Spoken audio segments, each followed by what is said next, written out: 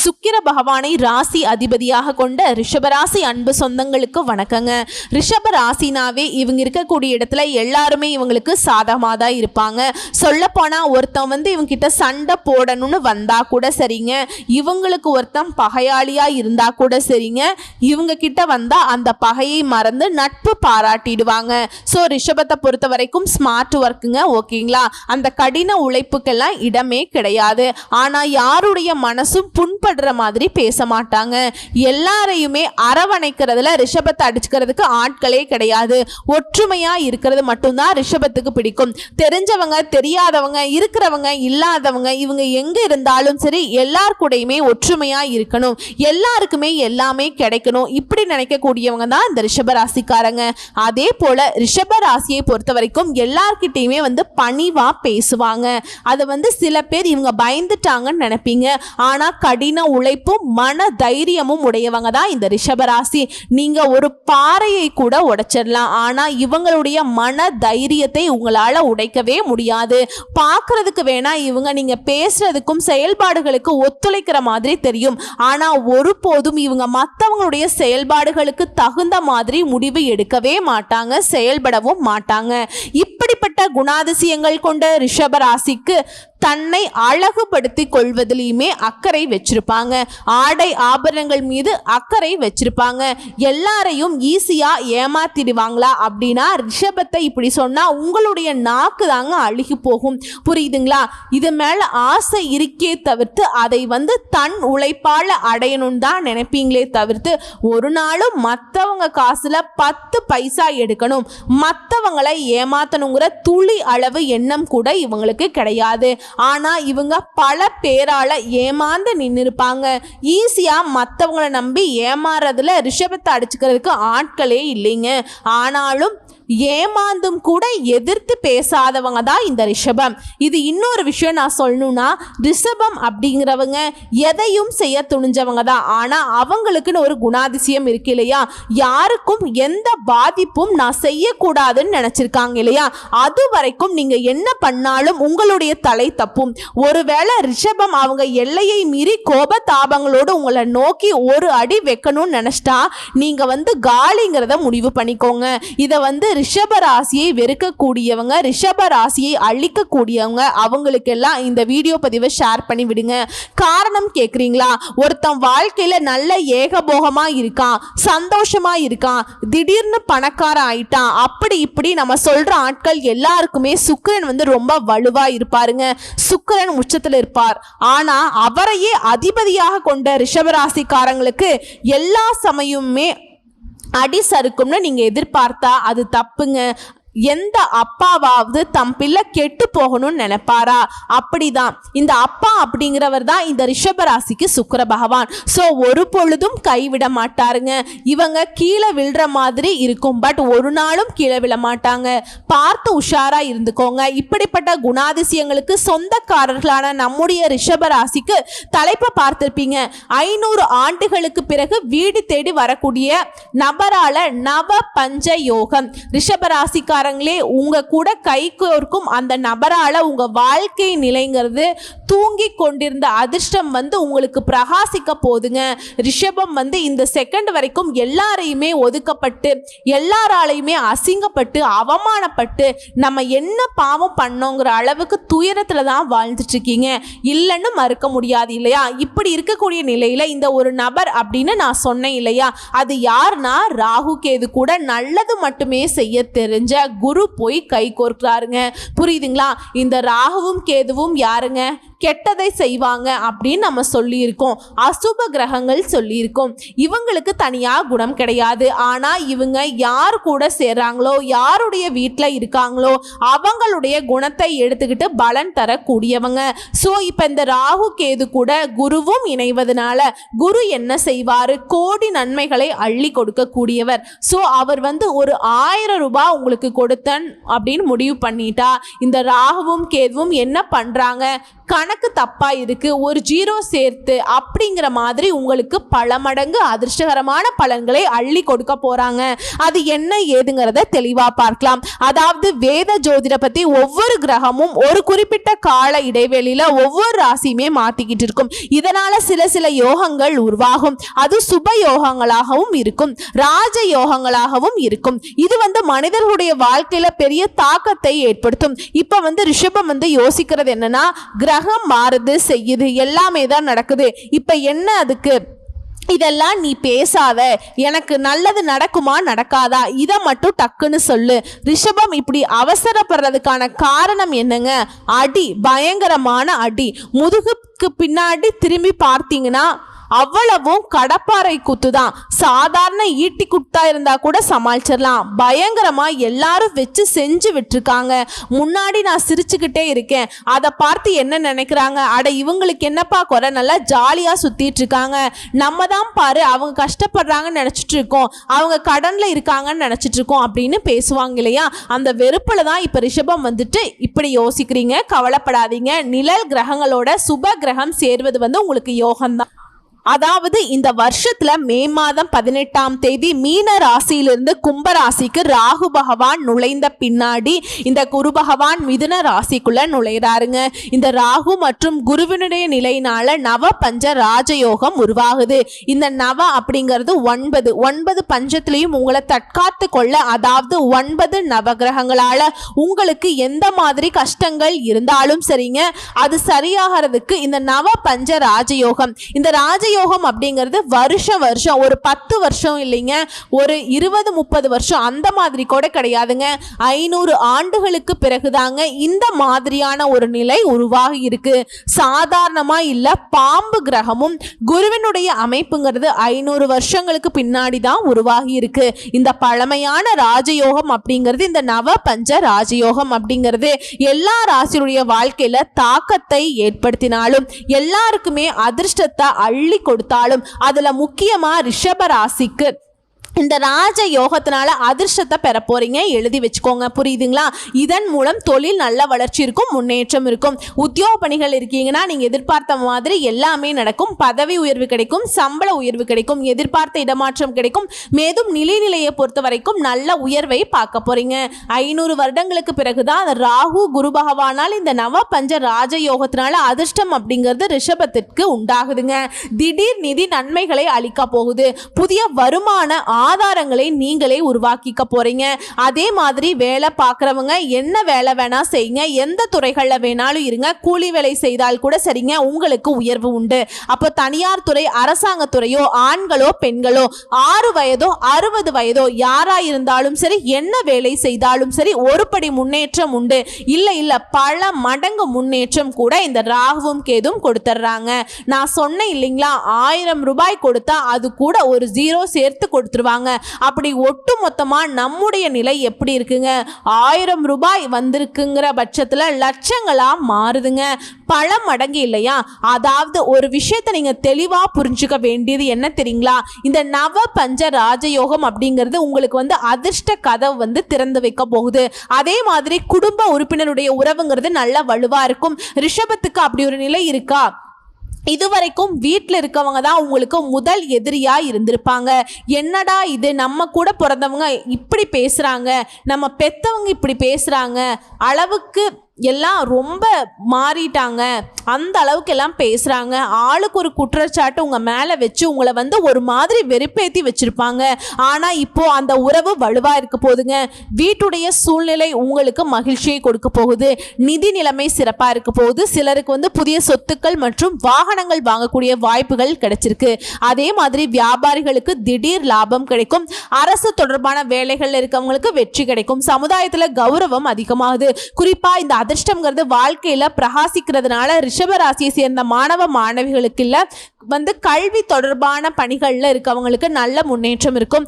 மாணவர்களுக்கு தேர்வுகளை நல்ல மதிப்பெண்களை பெற்று வெற்றி பெற போறீங்க. புரியுதுங்களா? நீங்க இந்த காலகட்டத்தில் விஐபிகளாக வலம் வர போறீங்க. ரொம்ப பிரபலம் ஆயிருவீங்க. அதே மாதிரி சமுதாயத்திலையுமே மதிப்பு மரியாதை அதிகமாகும்.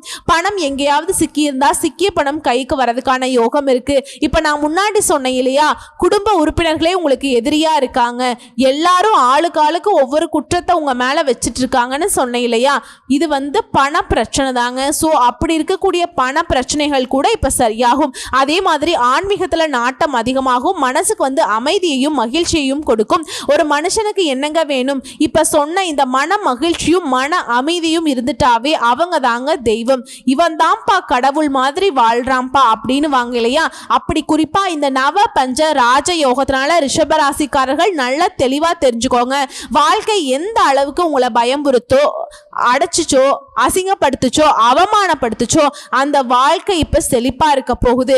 மேலும் மேலும் சொல்லணும்னாக்கா வேலையிலும் சரி வணிகத்திலையும் சரி, என்ன வேலை செய்தாலும் சரிங்க, எந்த துறைகள்ல இருந்தாலும் சரி, கூலி வேலை செய்யுங்க, குப்பை பொறுக்குங்க, நல்ல முன்னேற்றம் ஏற்படும். திண்ணையில படுத்துட்டு இருந்தவனுக்கு திடீர்னு வந்துச்சுடா வாழ்க்கை அப்படின்னு சொல்லுவாங்க இல்லையா, அந்த மாதிரி நடக்குங்க. இன்னும் ரிஷபராசியை இந்த யோகத்தினால அடையாளப்படுத்தணும்னா கூரையை பிச்சுட்டு குட்ட போகுதுங்க. தொட்டது எல்லாமே பொண்ணா மாறப்போகுது. இப்படி எல்லாத்தையுமே சொல்லி முடிக்கலாம். வேலையில் இருக்கீங்களா, பதவி உயர்வு கிடைக்கும். சொந்த தொழில் செய்றீங்களா, நல்ல முன்னேற்றம் இருக்கும், லாபம் கிடைக்கும். வேலை தேடுறீங்களா, நல்ல வேலை கிடைக்கும். இல்லம்மா நான் ஒருத்தர் கீழே வேலை பார்த்துட்டு இருக்கேன், புதுசா தொழில் தொடங்குறேன், ரொம்ப நாளா நினைச்சிட்டு இருக்கேன் அப்படின்னா தாராளமா செய்யுங்க. உங்க எண்ணங்கள் பலித்தமாகும். பலிக்கிறது மட்டும் இல்ல, நல்ல லாபம் கிடைக்கும். சாதகமான காலம் இது. இல்லம்மா நான் ஆல்ரெடி ஒரு தொழில தான் பண்ணிட்டு இருக்கேன், அந்த ஆன்லைன் வர்த்தகம் பண்ணிட்டு இருக்கேன், பங்கு சந்தையில பணம் போட்டுட்டு இருக்கேன், பழைய முதலீடுகள்ல இருந்து கூட இப்ப நல்ல லாபம் கிடைக்கும். இப்ப ஏதாவது முதலீடு பண்ணணும்னா சந்தை நிலவரத்தை அறிந்து முதலீடு பண்ணுங்க. நேரம் உங்களுக்கு சாதகமா இருக்கு. அது மாதிரி வேலை தொடர்பா குறிப்பா தூர பயணம், நீண்ட தூர பயணங்களை மேற்கொள்ள வாய்ப்பு இருக்கு. இந்த பயணங்களும் உங்களுக்கு நல்ல நிதி ஆதாயங்களை கொடுக்கும். அதாவது ரிஷபம் ஒரு இடத்துல கால் வைக்குது அப்படின்னாவே நீங்க நினைக்கிறது நடக்கும். புரியுதுங்களா? கிரக மாற்றம்ங்கிறது தான் உங்களுக்கு நேர்மறையான மாற்றங்களை மட்டுமே கொடுக்குது. இது நாள் வரைக்கும் நமக்கெல்லாம் நல்லது நடக்குமாடா, ரிஷபராசி ஆண்களும் சரி பெண்களும் சரி கவலைப்பட்டுட்டு இருந்தீங்க. ஆனா இனிமேல் எல்லாமே நல்லதா தாங்க நடக்கும். கவலையே வேண்டாம். புரியுதுங்களா? தனிப்பட்ட வாழ்க்கையிலும் சரி தொழில் வாழ்க்கையிலும் சரி சிறப்பான பலன்களை அனுபவிக்க போறீங்க. பல நன்மைகளை பெற போறீங்க. இது எல்லாத்துலயுமே நேர்மறையான மாற்றத்தை கொடுக்கும். பொருளாதார நிலையில பெரிய முன்னேற்றம், குடும்பத்துல மகிழ்ச்சியான சூழ்நிலை, திருமணம் ஆனவர்களுக்கு அந்யோன்யம் பிறக்கும், திருமணம் ஆகாதவர்களுக்கு நல்ல வரன் அமையும். அதே மாதிரி ரிஷபராசி இந்த காலகட்டத்தில் கொடுத்த வாக்கை காப்பாத்துவீங்க. சொத்துக்கள்ல முதலீடு செய்ய இது சிறந்த நேரமா இருக்கும். ஆரோக்கியம் சிறப்பா இருக்கு. உங்களுடைய முயற்சிகளுக்கு உங்களுடைய வாழ்க்கை துணை உறுதுணையா இருப்பாங்க. பல நேர்மறையான மாற்றங்கள் இருக்கிறதுனால வியாபாரத்துல நீங்க சிறந்த பலன்களை பெறுவதனால லாபமும் பல மடங்கு பெருகும். பெரிய வெற்றியை கொடுக்கக்கூடிய நிதி ஆதாயங்கள் ஏற்படும். அதுவும் இந்த நிதி ஆதாயம்ங்கிறது எதிர்பார்த்ததை விட பல மடங்கு சாதகமா அமையும். அதே மாதிரி வேலையிலும் சரி வியாபாரத்திலையும் சரி மாற்றங்கள் ஏற்படும். அது உங்களுக்கு ஆச்சரியத்தை கொடுக்கக்கூடிய வகையில் இருக்கும். அதாவது உங்க குடும்பத்தாரும் சரி, சொந்த பந்தங்களும் சரி, நட்பு வட்டாரமும் சரி, இத்தனை நாளா உங்களை குற்றம் சொல்லாம ஒரு மாதிரி போயிட்டு இருந்துச்சு இல்லையா, எல்லாத்துக்கும் குற்றம் சொல்லிட்டு, ஆனால் இனிமேல் குற்றம் சொல்லாமல் இருக்க போகிறாங்க. இனி உங்களை வாழ்த்துறதுக்கு ரொம்ப அவங்களே முன் வர போகிறாங்க. உங்களுடைய வசதி வாய்ப்புகள் பார்த்து ஆச்சரியப்படுவதற்குமே ஒரு கூட்டம் வரப்போகுது. அதே மாதிரி குடும்ப வாழ்க்கை ரொம்ப சிறப்பாக இருக்கும். குடும்பத்தில் மகிழ்ச்சியும் அமைதியும் நிலவும்.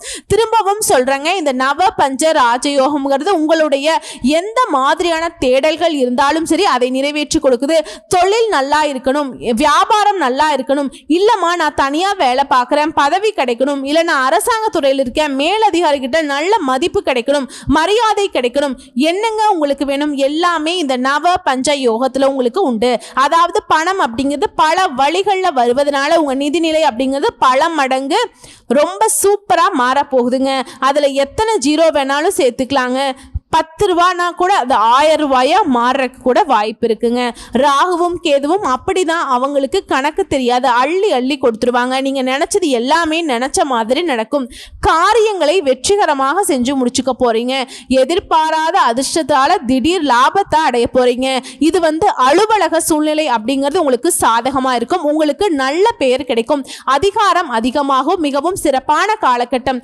என்னெல்லாம் நினைக்கிறீங்களோ அது எல்லாத்தையுமே அடைய போகிறீங்க. திருமணமாக ஆகாதவங்களுக்கு எல்லாம் இந்த காலகட்டத்தில் திருமணம் கைக்குடி வரும். இல்லம்மா காதல் பண்ணிட்டு இருக்கேன், காதல் உறவு கல்யாணத்துக்கு தீர்மானமாகும். இது எல்லாத்துக்கும் மேல இந்த குருவும் ராகு கேது மட்டும் இல்லாம சூரியனும் சரி புதனும் சரி அதிபதியும் சரி இவங்கெல்லாம் சேர்ந்து உங்களுக்கு அதாவது இன்னும் கொடு அப்படிங்கிற மாதிரி வேலையை கொடு, திருமணத்தை நடத்தி வை, குழந்தை பாக்கியத்தை கொடு, நல்ல வீடு வசதி வாய்ப்புகளை கொடு, வண்டி வாகனத்தை கொடு, இப்படி என்னென்ன கொடுக்க முடியுமோ எல்லாத்தையும் டக்குன்னு கொடுக்க போறேன். அது சூரியன் மே மாதம் 14ஆம் தேதி ரிஷப ராசிக்கு போறாருங்க. நான் முன்னாடி சொன்னேன் இல்லையா, அதிர்ஷ்டம் உங்களுக்கு பிரகாசிக்க வைக்க போகுதுன்னு. ஏன்னா சூரிய பகவான் நவ கிரகங்களுடைய முதல்வன் இல்லையா, ரொம்ப வெளிச்சத்துக்கு சொந்தக்காரர். இவருடைய அமைப்பு உங்க ராசிக்கு வருவதனால யோகம் பிரகாசமாகுது, புரியுதுங்களா? அதே மாதிரி மே 6ஆம் தேதி கிரகங்களுடைய இளவரசன்னு சொல்லக்கூடிய புதன் பகவான் மேஷ ராசிக்கு போறார். அதுக்கும் பின்னாடி தேவர்களின் குருவான குரு பகவான் 12 ஆண்டுகளுக்கு பின்னாடி மே மாதம் 14ஆம் தேதி அதாவது சூரியன் இடமாற்றமாகிய அதே நேரத்தில் மிதுன ராசிக்கு போறார். சூரியன் ரிஷப ராசிக்கு, குரு பகவான் மிதுன ராசிக்கு போறார். இவங்க எல்லாருக்கும் பின்னாடி மே மாதம் 18ஆம் தேதி இந்த ராகுவும் கேதுவும் இடத்தை மாத்திக்கிறாங்க. இதோட இல்லாம மே மாதம் 31ஆம் தேதி சுக்கிரனும் உங்களுடைய அதிபதியும் மேஷ ராசிக்கு போறாங்க. சோ இப்படி 6 கிரகங்களுமே ராசியை மாத்திக்கிறதுனால தொழில எதிர்பாராத அளவில் நல்ல மாற்றத்தை பார்க்க போறீங்க, அதிர்ஷ்டத்தை அனுபவிக்க போறீங்க, நிதி ரீதியா சிறப்பா இருக்க போறீங்க. பல வழிகளை பணம் உங்களை தேடி வரப்போகுது. தினசரி வருமானம் அதிகமாக போகுது. வேலை பார்க்குறவங்களுக்கு பதவி உயர்வு கிடைக்க போகுது, சம்பள உயர்வு கிடைக்க போகுது. நீங்க வேலை பார்க்கக்கூடிய இடங்கள்ல புதிய பொறுப்புகள் உங்களுக்கு கொடுப்பாங்க. அலுவலகத்துல கூட வேலை பார்க்குறவங்க உயர் அதிகாரி கிட்ட முழு ஆதரவு கிடைக்கும். புதுமண தம்பதிகளுக்கு குழந்தை பாக்கியம் கிடைக்கும். உங்க அதிபதி சுக்கிரன் உச்சத்துல இருக்காருங்க. குடும்பத்துல சில நல்ல செய்திகளை பெற போறீங்க. அதே மாதிரி தொழில் செய்றவங்க வணிகம் எல்லாம் நல்ல நிதி நன்மைகளை பெற போறீங்க. வணிகத்தை விரிவாக்கம் செய்யக்கூடிய வாய்ப்புகள் கிடைச்சிருக்கு. ஏற்கனவே செய்த முதலில் கூட இப்ப லாபம் கிடைக்க போகுது. புதுசா வீடு வாங்குறது, வாகனம் வாங்குறது, சொத்து வாங்குறது, இப்படி எல்லாமே உங்களுக்கு கிடைக்க போகுது. வெளிநாட்டு யோகம், படிக்க போறேன், தொழில் பண்ண போறேன், எதுக்காக போனாலும் சரிங்க, வாய்ப்புகள் சூப்பர். ஒட்டுமொத்தமா நீ ரிஷபராசிக்கு இந்த நவ பஞ்ச ராஜயோகம் சிறப்பான மாற்றத்தை முன்னேற்றத்தை கொடுக்க போகுது. குருவும் சூரியனும் சாதகமான வீட்டில் உட்கார்றதுனால வருமானத்துல நல்ல உயர்வு வரக்கூடிய வருமானத்தை என்ன பண்றதுன்னு தெரியாத ஆடம்பர செலவு பண்ண போறீங்க. நீண்ட நாள் ஆசைகள் எல்லாத்தையுமே இப்ப நிறைவேற்றிக்க போறீங்க. முக்கியமா இந்த காலகட்டம் நிறைய பணத்தை உங்களுக்கு கொடுக்க போகுது. மற்றவங்க எல்லாம் உங்களை பார்த்து பொறாமைப்படக்கூடிய அளவுக்கு அதிர்ஷ்டசாலியாக வலம் வர போறீங்க, புரியுதுங்களா? ஏன்னா 4ஆம் அதிபதி உச்சம் பெறுவதனால உங்க வாழ்க்கையே சுகபோகமான வாழ்க்கையா மாறப்போகுது. திடீர்னு பரிசுகள் கிடைக்கும். குழந்தைகள் மூலம் நன்மைகள் நடக்கும். நல்ல ஊழியர்கள் கிடைப்பாங்க. உங்க வார்த்தைக்கு மதிப்பு மரியாதை அதிகமாகும். உங்க திறமையை மேம்படுத்தக்கூடிய வகையில் சில வாய்ப்புகள் உங்க வீட்டு கதவை தட்டும். பெண்களாக இருந்தீங்கன்னாக்கா சிறப்பான பலன்களை பெறுவீங்க. என்னென்ன நினைக்கிறீங்களோ அது எல்லாமே நடக்கும். வாழ்க்கை ஒரு நாள் இப்படி மாறணும்னு நினைச்சீங்க இல்லையா, அப்படியே இருக்குங்க. கல்வியெல்லாம் பிரதான முன்னேற்றம். திறமைகளுக்கு நல்ல வெளிச்சம் கிடைக்கும். கலை ஊடகம் இந்த மாதிரியான துறைகள் இருக்கவங்களுக்கு ஏற்றத்தை பார்க்க போறீங்க. மனசுக்கு தெளிவு பிறக்கும். வீட்டிற்கு தேவையான அத்தியாவசியமான ஆடம்பர பொருட்களை வாங்குவீங்க. பழைய வீட்டை புதுப்பிப்பீங்க. காதல் உறவெல்லாம் இனிமையா இருக்கும். கணவன் மனைவி உறவு அந்யோன்யம் அதிகமாகும். குடும்பத்தோட சுற்றுலா போயிட்டு வருவீங்க. மனம் விட்டு பேசுவீங்க. குடும்ப சூழ்நிலை எவ்வளவு சிறப்பா இருக்குமோ அவ்வளவு சிறப்பா இருக்குங்க. வீண் விரயம், தண்ட செலவெல்லாம் மறையுதுங்க. சேமிப்பு அதிகமாகுது. உறவுக்காரருடைய வருகையினால மகிழ்ச்சி ஏற்பட போகுது. உடன்பிறப்பு வகையில லாபம் கிடைக்க போகுது. ரியல் எஸ்டேட், உணவுத்துறையில இருக்கவங்க நல்ல மாற்றத்தை பார்க்க போறீங்க. இதே நேரத்தில் நீங்க கவனமா இருக்கக்கூடிய இடம்னு பார்த்தோம்னாக்கா தாயின் உடல் நலத்துல கவனம் வச்சுக்கோங்க. ஏன்னா சூரிய பகவானை பொறுத்த வரைக்கும் ஆரோக்கியத்துல கொஞ்சம் அக்கறை கொடுக்கிறார்.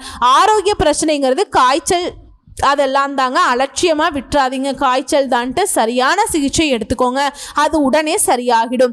அது ஒரு பிடிவாத குணத்தை கொஞ்சம் தவிர்க்கிறது நல்லது. விட்டு கொடுத்து செல்வது நல்லது. முடிஞ்ச அளவுக்கு பெருமாள் வழிபாடு மனசுக்கு மகிழ்ச்சியை கொடுத்துக்கிட்டே இருக்கும். அதுவும் இந்த பெருமாளை நீங்க எப்படி வழிபாடு செய்யணும்னாக்கா தினமும் வழிபாடு செய்யலாம். அப்படி முடியாத பட்சத்துல புதன்கிழமை மற்றும் வெள்ளிக்கிழமைகள்ல அருகில் இருக்கும் பெருமாளுடைய ஆலயத்துக்கு சென்று அவருக்கு துளசி மாலை அணிவித்து, அது என்னங்க துளசி மாலைங்கிறது, குறிப்பிடுறதுன்னா மகாலட்சுமி தாயுடைய அம்சம். அது மாதிரி தேங்காய் தீபம் ஏற்றி பிரகாரத்தை 11 முறை வலம் வர நினைச்சது எல்லாமே நடக்கும். அதுவே சனிக்கிழமைகள் தோறும் மல்லிகை மலர்கள் அருகில் இருக்கக்கூடிய நவ கிரகங்களுக்கு அர்ப்பணிக்க கடுகளவு கூட உங்களுக்கு பாதிப்புகள் வராம இந்த வழிபாடு உங்களை பாதுகாக்கும். ஏன்னா மல்லிகை மலர் எந்த அளவுக்கு வாசனை நிறைந்ததோ அந்த அளவுக்கு உங்க வாழ்க்கைங்கிறது வசந்த காலமாக மாறப்போகுது. உங்களை பொறுத்த வரைக்கும் அதிர்ஷ்டம் தரக்கூடிய திசைகள் கிழக்கு, வடக்கு. அதிர்ஷ்டம் தரக்கூடிய நிறம் இளம் சிவப்பு, நீலம். இந்த நிறங்களை அதிகமாக பயன்படுத்துங்க, அதிர்ஷ்டத்தை ஈர்த்து கொடுக்கும். இதுவே அதிர்ஷ்டம் தரக்கூடிய எண்கள் 3, 6, 9. ஸோ இப்போ வரைக்கும் பார்த்த இந்த பலன்கள் எல்லாமே ரிஷபராசிக்கு இந்த நவ பஞ்ச யோகம். இத்தனை நாளாக கத்துறீங்க, கதறினீங்க, கண்ணீர் விட்டீங்க, என்னென்னமோ பண்ணி பார்த்தீங்க, மாற்றம் வரல அப்படின்னு தவிச்சிங்க இல்லையா? இனி உங்களுக்கு என்னடா குறை, போடா எல்லாத்தையும் சரி பண்ணிட்டேன் அப்படிங்கிற மாதிரி நீங்கள் திரும்பவும் கனவுல கூட கஷ்டத்தை நினைக்க முடியாத அளவுக்கு உயர்வை கொடுத்துருக்காங்க. அதை பயன்படுத்தக்கூடிய வகையில் மட்டும்தான் ரிஷபத்திற்கு வெற்றிகள் தொடரும். நீங்க சும்மா படுத்திருந்தா கூட சரிங்க, உங்க வாழ்க்கை அதுவே தன்னால சரியாகும். இப்பவும் சரி, எப்பவும் சரி, கடவுளை நம்புறீங்க, அந்த கடவுள் தான் இப்ப வாய்ப்பு கொடுத்திருக்காங்க, பயன்படுத்திக்கோங்க. நன்றிங்க, வாழ்த்துக்கள்.